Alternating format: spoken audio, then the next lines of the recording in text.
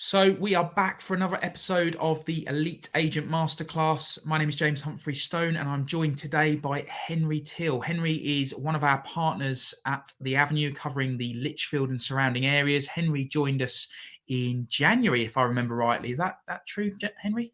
Yeah, back end of January. I think it was early Feb actually, just going into Feb. Late Jan, early Feb. How are things, Henry? Yeah, all good. Starting to get some really good momentum now, which is nice. I think it's obviously always tricky to start with, but no, I'm really happy with how things are going now. Awesome. So the idea behind this episode, so anyone that's been listening in for the previous episodes, we've been going through a bit of a journey as to when you start your self-employed business, cash flow, marketing, generating opportunities. But the idea behind wanting to get you on to record with us today, Henry, is to give people a warts and all of your journey through estate agency, what led you to this point now, the journey alongside us at the Avenue since, let's call it February, and bearing in mind we're recording this going into second week of April. So the best place to start, how long have you been in agency, Henry? I've been in agency for about 5 years. Okay. Yeah, so started just before COVID actually. So went to university in Leeds, studied in Leeds for 3 years. And then, to be fair, throughout university, because before I went to university, I had a gap year, worked at John Lewis for a bit, did a bit of customer service there, went to uni, kind of further studied retail management and like business management. And then throughout university, I carried on working in retail at the weekends, working at Paul Smith, the clothes retailer. And then I came out, was a bit unsure what I wanted to do. It was actually my mum who said, you might enjoy a estate agency, because effectively what we did at Paul Smith, it was very kind of luxury brand. It was, you're with the clients for like a couple of hours when they come into the shop. They're kind of, you're redesigning the whole wardrobe for you, or they're going to a wedding. So, and it's the same sort of service where you're offering them drinks in the store. It's not like your typical retail.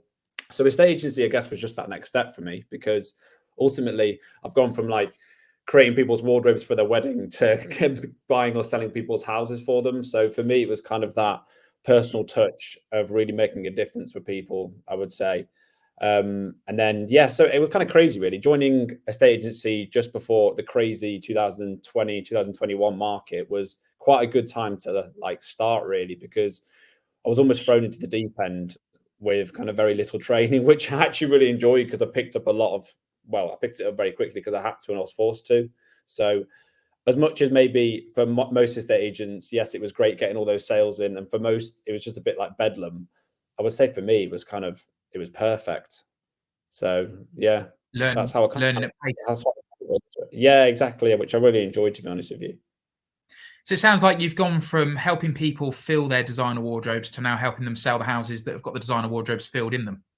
Yeah, exactly. I mean, to be fair, it's like the best of both worlds, because you're almost making such a nice difference on people's lives, but then you get to see some wicked houses as well. So it's kind of a win-win, really.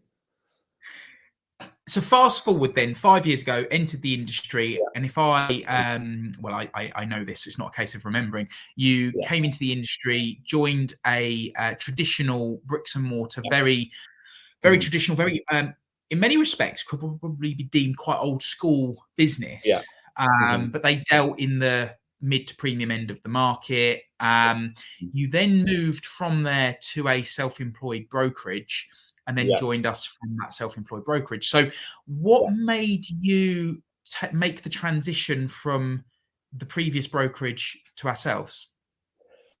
I would say, well, even from like going back a little bit further, I definitely think I wouldn't be the agent now if I didn't work for the kind of high street agent, without a doubt, because that company was amazing in terms of the training, in terms of, as a first agent to go to, having never worked in an estate agency, I probably couldn't think of a better agency to go to for that type of model. But for me, ultimately, it got to, I kind of did a few, sales progression, sales negotiate, and then moving to a valuer. And I think ultimately, like, to put it short, at the end of kind of evaluation, if I was instructed, I just didn't like the idea that I would never see that seller again. I didn't like the idea that I wouldn't kind of carry it forward. I felt like I'd spend so much time building up rapport at the initial appointment, and then it would almost get passed to someone else and someone else. And that is ultimately, for me, where maybe because I know for a fact, like my kind of ratio from valuation to instruction since I've gone self-employed is so much better than when I was in a high street agency. And for me, it was a period of reflection. It was kind of when I was working for the high street agency, I was like, why isn't it clicking? What's wrong? Is it something I'm doing wrong? Going home, trying to analyze, maybe could I have done this differently? Could I do this better? But ultimately, I came to the decision that, maybe there is something out there in a state agency that does suit better to where I'm aligned. So then I decided to obviously make the leap to self-employment. And obviously the first brokerage that I went to, I really enjoyed my time there. I think the only issue for me was just the wrong area. I don't have a bad word to say. I learned a lot at the end of the day. I was going into a market that was seriously hard. It was kind of just after, Liz Truss's budget. The market was kind of on the decline from 2-3 years of having a crazy market. But ultimately, I don't think my heart was in it, being completely honest with you. And then it came to the point where I kind of thought, do I want to be somewhere? Because I think self-employment, if you're doing this role, you have to know, you don't have to be from the area, but you've got to love that area just as much as you know the value of the property. Because like we always say, and like yourself always talks about, you're selling the lifestyle of that place, not just the bricks and mortar. And I think that has been the biggest change for me, is going into an area where I know it. I've kind of grown up here. It's my bread and butter. I don't, the motivation seems just it's just natural for me. So that's kind of where I got to then. In terms of the avenue, obviously I knew about the avenue a little bit because I was actually selling a property with Jack when I was at the first high street agents. We had a kind of a split on it. So that's kind of when I first initially heard about you guys, but I didn't know that much about you, to be honest. And then slowly but surely I kept on just seeing your boards out and about. I think the social media thing, I think watching your videos in particularly was definitely, I think I said that initially to you when we first met for a coffee.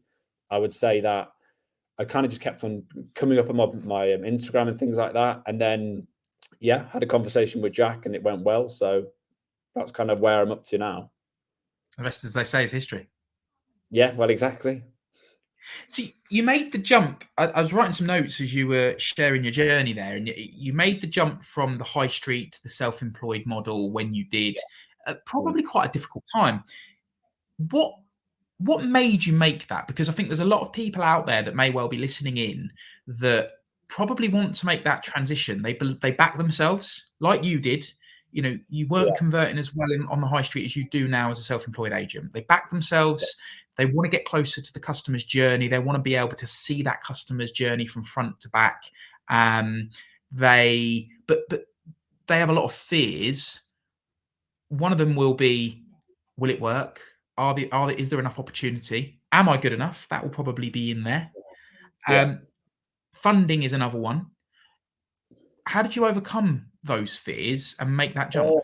Yeah, I would have to say, definitely, because I did have a bit of imposter syndrome. I did think to myself, okay, you're a good agent, but are you? Because when I was in high street, I was a really good negotiator and I really enjoyed it. And when I did make that leap to valuing, I maybe didn't hit the ground running as maybe everyone in the company was expecting me to do. So there was a period where I was thinking, am I good enough? But I will be completely honest, like even after going from the first experience doing self-employment, at the end of that, I probably was definitely considering coming out of a state agency. And being honest, I think the only point at which, because everything kind of, I wasn't sure what I wanted to do. I wasn't sure, like, do I go traveling for a little bit again? Do I kind of go into another career? But then I knew how much I actually liked working in property. So I kind of had to sit there and think, what am I going to do really? But ultimately, everything kind of shifted in a kind of a 2-hour period. And I'll be honest with you, that was the hour with you and the hour with Jack. And I have to be completely honest about that. I honestly don't think I would have gone for it if I didn't have that kind of hour coffee with you two. Because coming back to the imposter syndrome, I think you both said exactly the same thing to me. We got on really well, but then at the end, you both said to me, look, like most agents are kind of here. We think you're here, but if you're open to what we say, if you're open to the training, we honestly think you could be like one of the best agents out there. And I guess for me, that was like, okay, let's do this, because I needed to hear the kind of, I don't know what the word is. I guess because I'm a little bit emotional, I kind of needed that look. You just need to go for it at the end of the day, because in the past, a little bit of validation. Say again. that little bit of validation, maybe. I think so, but I think it was more the fact that, because fundamentally some of the changes in terms of the companies with the brokerage and things like that, it was more, and I think I said this too many times, it was more actually, my heart had to be in it just as much as my head was in it. And I guess it just needed that kind of push, really, which I'm happily, openly admitting I needed that kind of, that's kind of confidence to just say, look, you need to go for it. Yeah, fair play. So And everything else, in terms of believing myself and everything else, in terms of the risk, the whatever, that went out the window. I wasn't bothered about that, because even if it failed, I'm a strong believer in, believing you might as well give it a go, and if it doesn't work, it doesn't work. Because I'd argue that my last experience at self-employment was a bit of a failure for me. So I would say, and I don't actually mind admitting that, because I think, you've got to fail in order to succeed. And I know for a fact, like, if I carry on with the momentum and work how hard I know I can work in the current job with you guys, I will always look back on it and think to myself, that was a learning curve, and not through the brokerage's fault, definitely through my fault. But I don't think I would be where I am if I didn't go through that experience. I think if I came straight out of high street into self-employment with yourselves, I don't know. I think, failure. Well, our job is basically failing, because we're going out trying to convince people to trust us to sell a house. It's, you fail a couple of times a month. It's bound to happen. So I'm quite open to failure, really.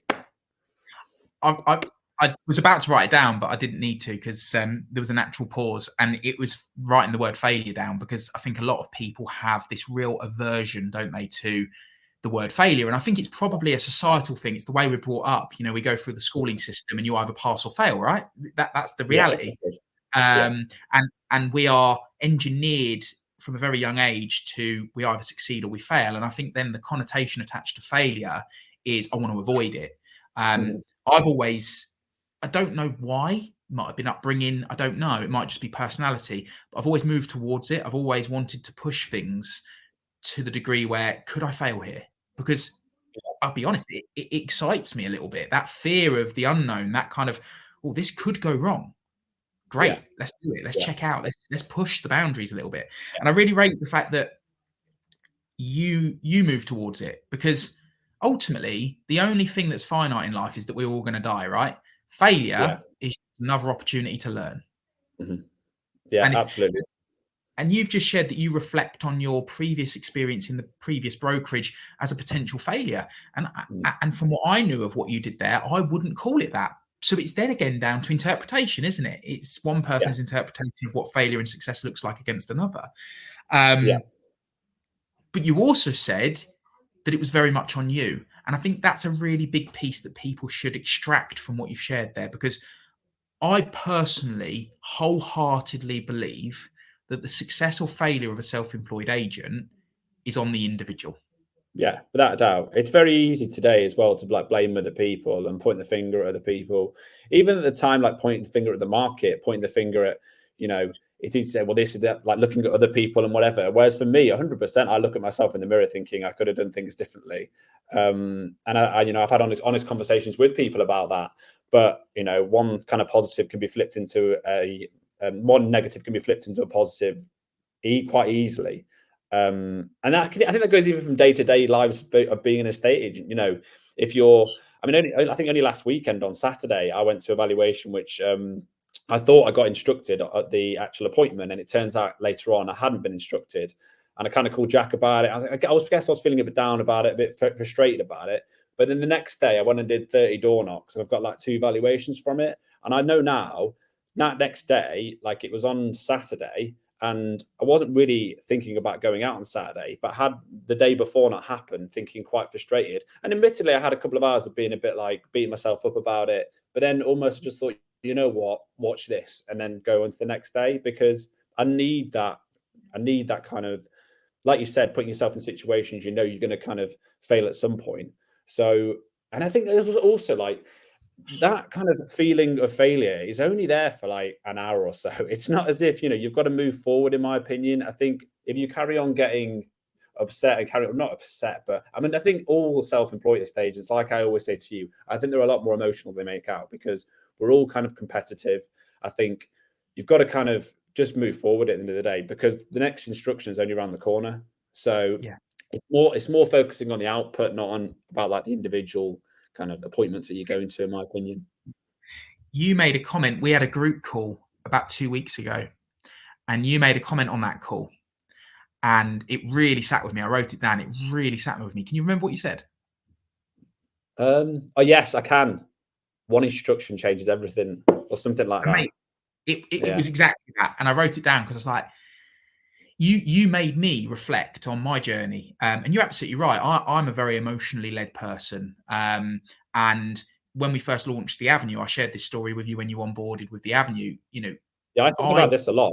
Yeah, yeah, I remember you saying you thought you were going to fail, but then suddenly it was like the next month it was crazy. Mm. because I gave myself no choice. So it was a case of the I guess the ego took over. Like, I can't be publicly seen to fail. I've launched this business. I've committed myself to this. There's this public, I guess, in my mind, public expectation. Today's news is tomorrow's chip paper, right? But in my mind, I'd Yeah, of built course. that up.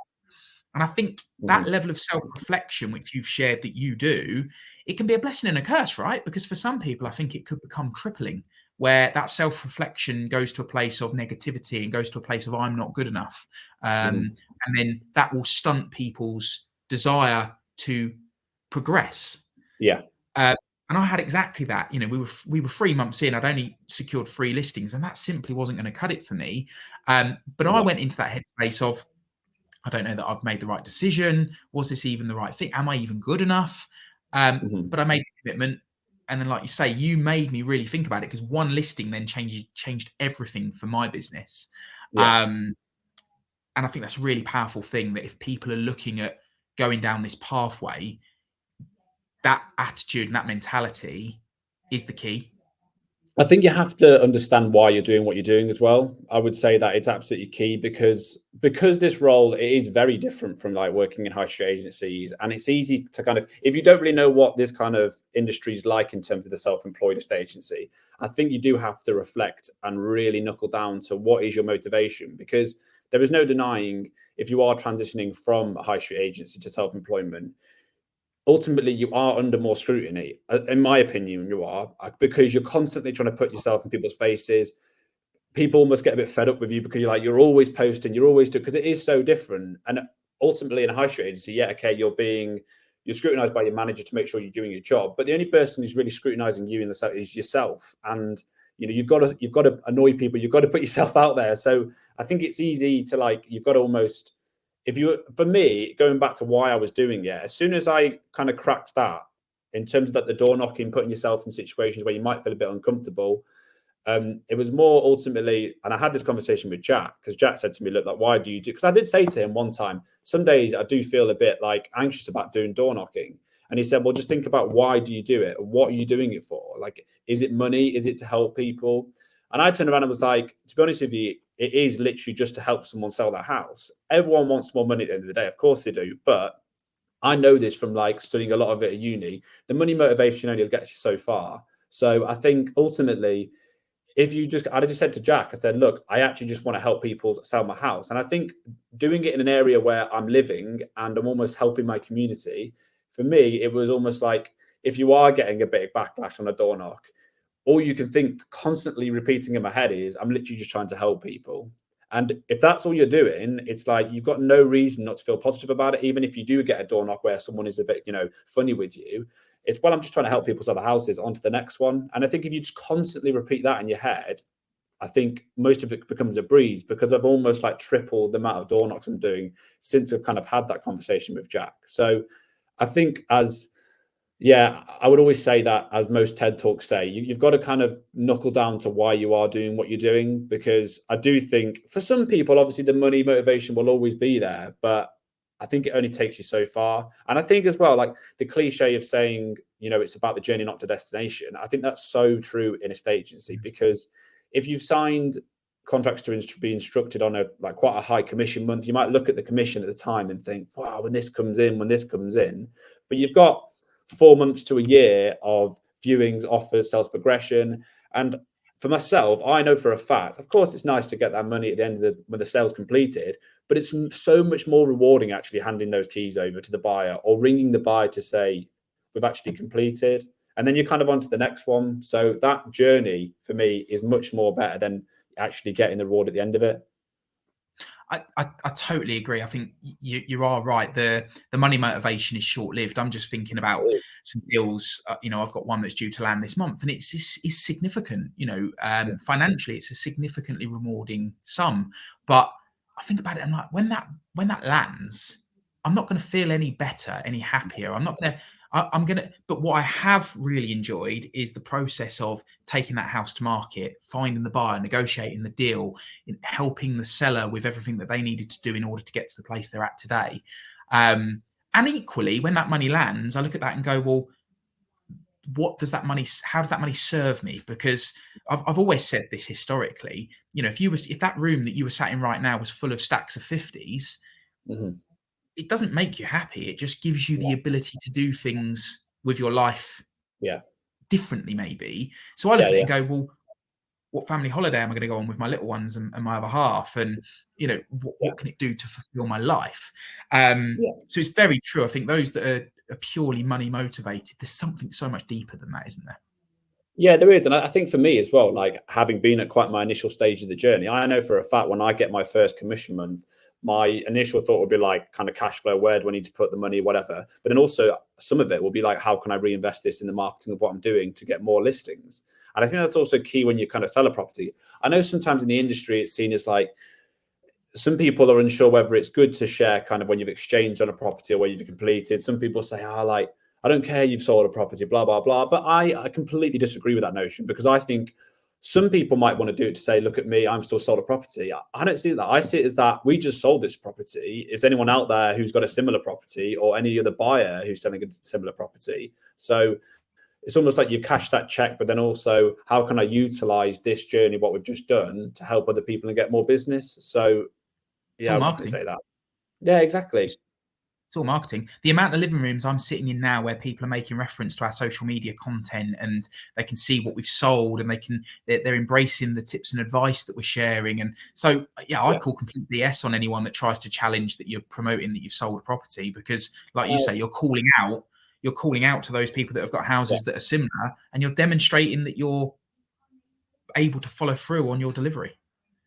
Yeah, exactly. And ultimately as well, like in the self-employed model, you're doing like almost, and it's not a criticism of high street agencies, but if you are carrying it from initial appointment to the sales progression to everything, you've done a lot of work. Why shouldn't you shout about it? I don't, yeah, I've always not understood that really, but yeah. As Ryan Serhant would say, shout it from the mountaintops. I think at the end of the day, if you're succeeding, you're winning, and you're getting people results, and you're moving them on in their home moving journey, and they're getting what they want from it, absolutely shout Yeah, about it. exactly. Yeah, definitely. And when you are self-employed, I mean, we've always talked about this recently, and we kind of say it's a bit of a cliche. We don't get paid until we've sold it. I mean, it's as simple as that. So why wouldn't we put everything into it, and put our own personal interest involved as well? I would always agree with that. And your livelihood hinges on it, right? Because although you are retaining a much more significant piece of the pie than you would have been on the high street, you were getting a basic salary. On the high street, you would have got a commission out of the sale when it completes. But by comparison to what you can do now, it would be fair to say that it was quite a paltry sum. Yeah, absolutely. And I think ultimately it comes down to sort of like who you are as a person and what you want to do. That's why I'm never ever, I mean, I will talk, and my valuations, I often talk of high street agents really highly regarded, because they're what gets the sector going at the end of the day. And I think it comes down to personally whether it's right for you or whether it's not. I don't think there's a right or wrong. I mean, there's some clients that would probably are better for high street agencies at the end of the day. I think you kind of have to, I think it just comes down to the individual, what's best for you really, and what's best for that property, that client. So. And you mentioned earlier moving from high street to self-employed brokerage. You said very different. What would you Yeah. say the significant differences are? So anyone that's listening in that's maybe considering it, what would you say that they really need to be aware of? What are the main differences? I would say the main differences are Positive like, and negative, by the way. yeah, positive. So I'd say starting with kind of the negatives, I would say if you are someone who is so used, the biggest change for me was not going into an office. I think that was the biggest challenge. I think because what we do, we're constantly sitting on people's sofas, talking to people, chatting to people. And if you fall out the loop of kind of, seeing people, talking to people, which a lot of people do when they start self-employment, because you're not just, even the silly conversation of being like, how was your weekend on the Monday morning, making people coffee, you maybe not having that as much unless you're kind of going out to an office. And I think that was the biggest challenge for me. It was kind of, transitioning from going into an office every day, chatting to people, talking to people, because I'm quite a people person. It was definitely, I had the motivation. I was getting up early just as much as possible. And but then it was just kind of sitting at your desk on your own. I would say you have to be prepared for that, and you have to think about how you can do, like how you can avoid that. Basically, like I know now, I always have like a couple of meetings in the week where it's having a coffee with either another partner, mortgage broker, stuff like that, because that'll keep me ticking. That'll keep me going for my normal appointments. I'd say that was the biggest change for me. But I guess that's a negative, but you can also turn it into a positive, because to have that, the freedom of being self-employed, I think, I love the fact that we're really flexible with our appointments. I love the fact that, people say, oh, but you work more at the weekends. I said, yeah, I do actually. But I actually personally find some valuations are great on a Saturday, but often the client's only suggesting on a Saturday because he thinks I can't do in the week. So for example, like last weekend, I had one and the seller said, oh, Saturday. I said, yeah, sure. I said, well, I can come late. And he said, well, I get back from work at 7. I was like, that's fine. I'll come at 7:15. He much preferred that, because ideally he didn't want me going around on the Saturday. So I'd say, talking about that negatively into a positive thing, I think the flexibility of kind of working around the client, working kind of not doing your 9 to 5, because that kind of gets into a regimented thing. And also when it comes to stuff like sales progression, it's so much easier just updating the client when you've got the update, rather than having to think, oh, I've got to wait till then, obviously through like WhatsApp and things like that. But in terms of any other differences, obviously it's all on you. Like there's no one to, like obviously there's people to help and there's people to push you in the right direction. However, it's ultimately you to get up and go and get the business. So you've got to be prepared to put yourself out there. I would say you can't just rely on, maybe as much as, and even for myself, this couldn't be more paramount, because I'm in an area where I am surrounded by partners that are already existing at the avenue. However, I'm still a strong, firm believer those opportunities are only going to arise if you're putting yourself out there anyway. You can't really expect it to come to you, because otherwise, ultimately, you might put a few listings on and you might get a bit of commission, but ultimately, I think it's, you're going to fail eventually, because you've got to have the motivation to go out and get it. And that's why I kind of say, I come back to the thing where it's like, it depends on the person. Someone might prefer being in the high street where you're kind of consistently getting appointments, because, I mean, like you'll know, sometimes it's being self-employed, estate agency, it's kind of, you're always in a state of flux, aren't you? It's always like up and down, because some months are busier than others, whereas you probably got a bit more consistency with high street. So I think if you understand that initially, it's pretty hard not to kind of fail, really. See, I don't entirely agree. Like I do agree that some people are better suited to high street, but I think the months of flux, traditionally, I agree. August will be a quieter month. November, December tend to be quieter. But I think it's about creating the momentum in the first place. So like we said to you when you joined us, I know you'd come from a different brand beforehand, so there might have been some brand recognition for your name, but you were moving back into your hometown. So actually, let's, in essence, starting from scratch. So I think it was definitely. It's about spending between 6 and 12 months creating the momentum.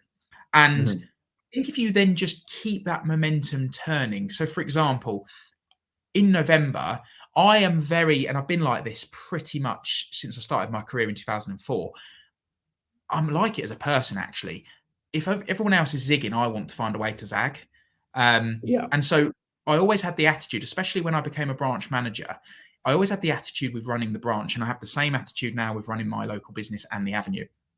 When everyone else is looking at the quieter times and kind of going, oh, I'll dial my budget back on marketing, we'll rein it in because nobody's interested in moving now, I ramp it up. So my budget through July and August and my budget through November and December doubles. And the reason I do that is because I'm then going to have an exclusive space in the minds of my potential clients that other agents aren't occupying because they've decided to dial it back. And it's no surprise then that my first quarter of this year has been absolutely flat out. because Yeah. I've done so much of the legwork in November and December to get into the minds of those clients. Yeah. I always find that Septembers are a particularly busy period for me as well, for the same reasons. So I do think it's about creating a consistent rhythm and then maintaining that momentum. Well, I think there's always But stuff there's to do, about isn't there?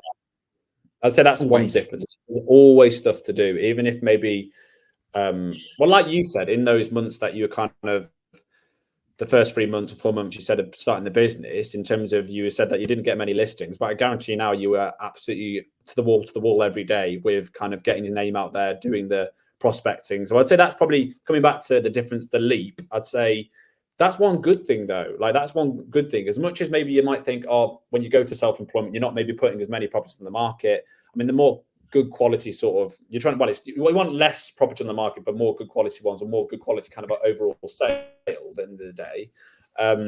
But it comes down to, there's always stuff to do though, isn't it? That's the thing, because, and I guess that's a huge positive for someone. So if someone is thinking about making that leap, if you are kind of, you're feeling maybe they're going into the work, having your diary already printed, everything can feel a bit mundane, maybe the fact that, when you go to self-employment, even though when you're not busy kind of just putting loads of properties on, you're kind of, like you said, working for the future to make sure the fact that you went from like 3 listings or whatever, 4 listings. So then I think you said the next month it was crazy, like 16 or 17. And I think that couldn't be more, that couldn't be more of a positive for me or for anyone kind of thinking about making that leap, because, it can all change in a matter. Well, like you said, one instruction changes everything. It's kind of, that comes down to it. And then it's just about building that momentum for it.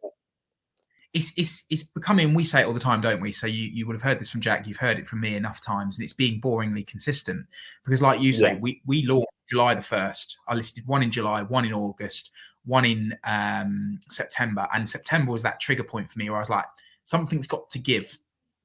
And I made a few changes, and then October, November, December, I think we listed 4 in the October, if I remember rightly, 6 in the November, which is all good, 4 in the December. But it's still, for me, it felt like there was more to give. And then in the January, because of all the work that had gone into September, October, November, and December, we listed 14. And that month changed everything. And I think that for me is then the indicator that consistent effort, because it would have been very easy to look at that and go, this still isn't going the way I want it to, and I'll dial it back. But as I say, I removed the choice, and it was like, right, all in, this has to happen. And I just dialed everything up. And equally, I am by nature, I'm not very good at being accountable to myself, but I'm very good at being accountable to others. And so when I made that commitment, I said to Hayley, my other half, who, as you know, is also an estate agent, this is what I'm going to do. Keep me accountable. And boy, did she keep me accountable. Yeah, no, I think that's really, really important. And I think it's, I think for myself as well, kind of making that leap with, because I'd already done kind of a year of self-employment, and obviously to start self-employment, you have to have savings to make it work for a bit, because you don't know when you're going to get that first sale at the end of the day. So for me, this time round, doing it the second time round, I knew almost it was like a last attempt in my head, because knew if it didn't work this time, I'd probably have to go back to like full-time employment for kind of cash flow reasons. So for me, it was almost like all or nothing, and having that mindset of all or nothing definitely was a positive, because it was almost like you said, I couldn't not let myself kind of, in my head, it's like, it's not going to work, it has to work. So I guess, that would be something that I would consider if you're kind of making that leap. Give it you everything, really. I think that's a big thing for you, though, Henry, and I'm recognizing it more and more with a lot of the partners at the Avenue in general. You are someone who self-reflects, but you also take extreme ownership. Despite I'm very similar, although I'm very good at being accountable to others, I use that as my leverage. So I'm accountable to Jack as my business partner. I'm accountable to you to deliver for the Avenue, to make sure that you've got the resources and the tools and the support that you need in order to win and succeed. And I think everyone within the business has that level of extreme ownership and accountability over this. This is very much on me personally, rather than, there's no external forces. The market can change. People still need to move house. The brokerage is the brokerage, but I'm taking ownership for what I can control. And I think it's controlling the controllables that you're very good at, but you're also very good at looking at it and going, what could I have done differently? And I love that about you. I think also that comes up down to like the people at the top, like you and Jack, because I would say definitely if I don't kind of win an instruction or I lose one or whatever like that, there's definitely a period of kind of a little bit of anger, a little bit of frustration. But the only reason I spend so long not really long, but like the only point at which I self-reflect, the only reason why I do self-reflect is because ultimately there is part of me that does feel let down for you two, which I think the only way that happens is if you've got you two at the top at the end of the day. So I think ultimately I'm disappointed sometimes that if let's say talk about kind of not getting there and what you can do to maybe turn it into a positive, you've got to care about the company you're working for ultimately. Whilst we are self-employed and we have our own businesses, every partner has their own business. I think ultimately, to me, to make it really work, you've really got to push kind of. Well, for myself, like I'm proud to go out there working for the Avenue. Like as much as people are trusting me, and it's kind of you've always come. I think remember you saying to me, they're trusting Henry as well. That's kind of what they're buying into. But I would say for me, a large part of it is the fact that I want them to trust the Avenue. I want them to believe in the brand. And for that to work, I think as a partner, you've got to believe in the brand yourself. And the thing is, I'm not necessarily there's a right or a wrong here, because there might be people out there who are incredibly successful self-employed estate agents who do make it maybe more about they've got to believe, well, it's just them. And they're probably just as successful. However, for me, I'll be honest, I push at the Avenue just as much as I push Henry, because I want them to believe in the whole package, I'd say. So I'd say that's more on an individual basis, just related to the Avenue. I think that was key for me. I really appreciate that feedback. And I think community, culture, one of our core values is together we're stronger. Yes, we're a group of self-employed entities, but there's no individual stronger than the group, right? At the end of the day, because if you're having a bad day, I know you've got a good relationship. You onboarded with Emily and you and her get on very, very well. And you've got Chris, who's one of your bordering agents. I know Jack and Emma border onto you. So there's a really good close-knit relationship with a lot of people. Jake, obviously, is, I guess, part of the reason why you came into contact with us as well, because he had partnered with us and he had said good things. But I do strongly believe that the community and the culture and the togetherness is critical, regardless of if you're self-employed or not. Yeah, exactly. And look how much we push other people's properties. And I think that's quite rare. That doesn't really happen in many self-employed models, nor does it happen. Well, I don't really know many of the self-employed who push other people's properties as much. Partners who are bordering us, partners who kind of want to get involved in the marketing. You've got other partners who are kind of traveling completely out their area just to push another property. So that kind of, to me, tells you everything you need to know, really, because they're not really benefiting at all from it. But at the end of the day, if we're all kind of working together towards that end goal, it's only going to help brand awareness. And I think that is one difference and one thing that I did notice very early on from joining.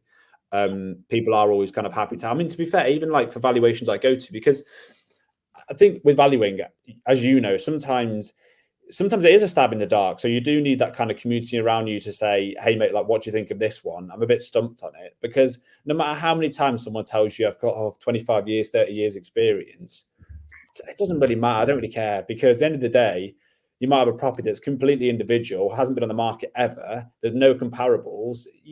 There's only so much experience you can use for that, to be honest with you. It's more a case of actually reaching out. And I think that's, to be fair, I think that's one big change that I've made when I do my pitch.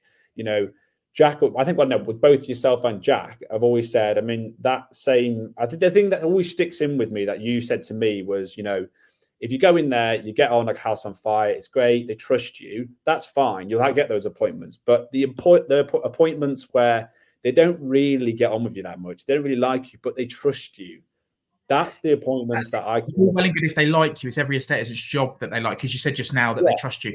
It's every estate agent's job to get someone to like them, but the really good agents will get the client to trust them. You don't need a client to like you. You must have them trust you. Because how many do you go to where you come out and think, I don't know, I couldn't really, it's getting blood from a stone getting him to talk. And then the call you say, we loved it, we want to instruct you. And I think that kind of, fundamentally, that's quite key for me. I think, if you strongly believe in the core values of what the company is trying to do, I think you're always going to come back to that kind of trust element, because, but I think that's got to be embedded initially. If you're going to make that leap, you've got to, it comes back to that, the why you're doing it, really, doesn't it? So it's got to flow through the entire group, hasn't it? I think that's quite a big thing as well, because you said quite early on, you're quite an emotionally led person. You're more emotion than you are logic, as am I. And Yeah. I relied for too long in my career. I relied for too long on getting on with people. I'm pretty Yeah. good at getting along with people. That's just the nature of us as people, right? Yeah. But as soon as that penny drop moment landed, where I was like, it doesn't matter whether they like me, but they have to trust me, which is Yeah. interesting because Jack is more logical and him and I are very different in our delivery, as you know. We're very yin and yang. I'm a lot higher energy, Jack's a lot calmer. I absolutely know this for a fact. Clients trust Jack, but Yeah. Jack works more on clients getting to like him because he believes he needs that. And I thought, Yeah. that's really interesting because actually I would forego whether they like me or not and just ensure that they trust me. Yeah. Yeah. No, I completely agree. Yeah. It's kind of, it's really interesting when you think about it and kind of knuckle down to it. Psychology. Definitely. Yeah. Yeah. Henry, you've shared some really, really great insights, and I think people listening in will get a lot from it. The final piece that I'd written down off the back of everything we've shared that I would just love for you to share a couple of minutes on is, if there is anyone listening right now, the whole point of the Elite Agent Masterclass is to, if we can change one person every time they listen to this podcast, one person can go out there and improve their customers' experience. They can improve their own lives through making a change that takes them on a different journey or whatever else. What piece of advice would you give to someone that might well be considering either self-employed agency or that wants to level up their agency game? I would say in terms of leveling up their estate agency game, it's focus on the person, not the property. Forget the commission, forget the property. Try and get to, like, you'll be surprising for anyone who is thinking about making that leap or anything like that. I would say the more you focus on the person and the more you focus on actually trying to help them, everything else for me kind of falls into place. And when you come back to what we've just speaking about then, kind of the trust element, things like that, I think if you kind of portray your message in a way where you honestly really do want to help them, rather than just, because it's easy to sit there thinking, oh, it'd be lovely to get this instruction, maybe it's a big property, a big commission month. Really focus on like what their motivations are, because it's likely if you focus more on them, you're going to do a better job anyway, because you find out exactly, and especially with us guys who our marketing is so tailored, it's kind of really getting to the bottom of what they kind of, their opinion is and what they want to do, and really knuckle down on kind of what type of property it is, what kind of you were thinking in terms of moving forward. I'd say, yeah, focus on the person. And I think, yeah, like I said, everything kind of falls into place then, in my opinion. And really, really kind of give it your all. Be relentless, I'd say. You've got to be relentless, because if you're not relentless, it's not, it's not going to work. And ultimately, kind of like a bit of a different one. Don't really, like, for me, don't really care what people think and what people say, because I think you're always going to be under scrutiny, putting yourself out there constantly. But if you're a strong believer in you believe what you do, you kind of, like, you've already asked yourself the question of why you're doing what you do. It's quite hard not to be relentless with it, I would say. Yeah. But that would be me. I guess everyone is different. I guess because I'm more like yourself, I'm more from the emotional point of view. Yeah, be relentless with it. That would be the key thing for me. Great piece of feedback. So be relentless. I suppose that is advice that you could offer across whether people want to level up their agency game, whether it be traditional, high street, online, whatever. Yeah. But equally, if they're looking at going into the world of self-employed estate agency, being relentless encapsulates both, right? Yeah, absolutely. And I think if you're someone who wants to do, and I think that's the thing, I moved because it was a personal decision for me, because I wanted to kind of, like I said, I made the move because I wanted to kind of carry on the sale initially. That was all I was thinking about in my head. However, having moved now, I am a strong believer in the service that we can offer is better. It's as simple as that. And it's, and I think that I wouldn't have known that until I actually moved. Because like I said, initially it was, for me, it was just about keeping that client, because I wanted to build up the rapport and stay with them.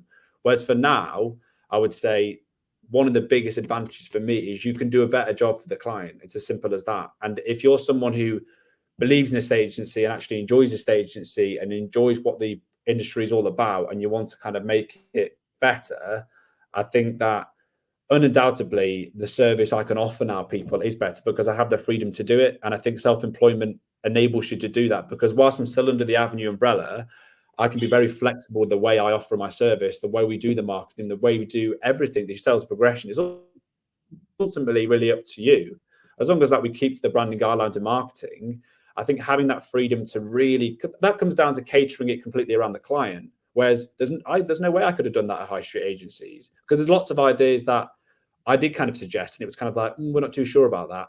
So I think if you're someone who's kind of a little bit more creative with what you can do for the client, it's a no-brainer going to self-employment. And whilst it might seem a bit of a risk, you know, you're not going to complain about it when, you know, you're 80 or 90. You might as well just go for it. And on that note, what a way to end the pod. What a brilliant share. Yeah.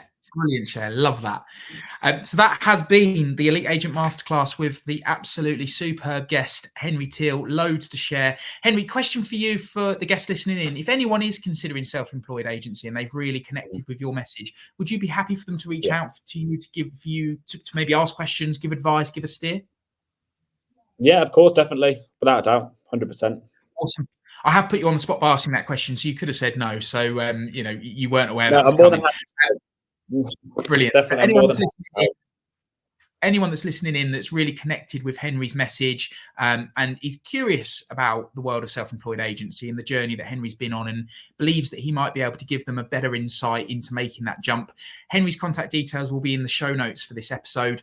So do reach out. Equally, if you'd like to talk to me about all things estate agency, then my contact details will be in the show notes as well. But for now, that is another episode of the Elite Agent Masterclass. Henry, thanks for joining me. No problem. Really enjoyed it.